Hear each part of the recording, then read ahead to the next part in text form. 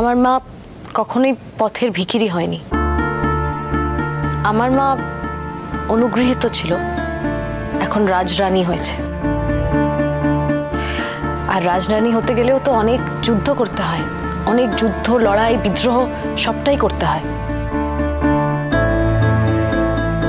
অনেক বাধা আসে, নিজের আসনটা পাকা করতে একটু সময় লাগে। মারও সেটাই হয়েছে। মার নিজের আসনটা পাকা করতে সময় লাগছে, তার মানে এই নয় যে মা পথের ভিখিরি হয়েছে। যারা মাকে এভাবে ছেড়ে দিয়েছে পথের ভিখিরি হবে তারা, মা নয়। আজ হবে না হয়তো, কিন্তু একদিন ঠিক হবে, ওরা বুঝতে পারছে না। এর মধ্যে কারোর উস্কানি তো আছে দিদি, তুমি বিশ্বাস করো আর নাই করো। আমি এখন তোমাকে বলে দিলাম, তুমি পরে মিলিয়ে নিও। হতেই পারে দিদি, কোনো কিছুই আর অবিশ্বাস করছি না। আমার যা কপাল, তাতে সব সম্ভব। তবে একটাই সান্ত্বনা, বা এটাই সত্যি, সারা জীবন সৎপথে থেকেছি, কোনোদিন কারোর ক্ষতি করিনি। ঈশ্বর আমাকে ঠিক সাহায্য করবেন।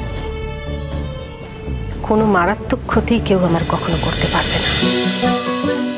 জল থই থই ভালোবাসা, সোম থেকে রবি প্রতিদিন রাত ৯টায় স্টার জলসায় ও ডিজনি প্লাস হটস্টারে।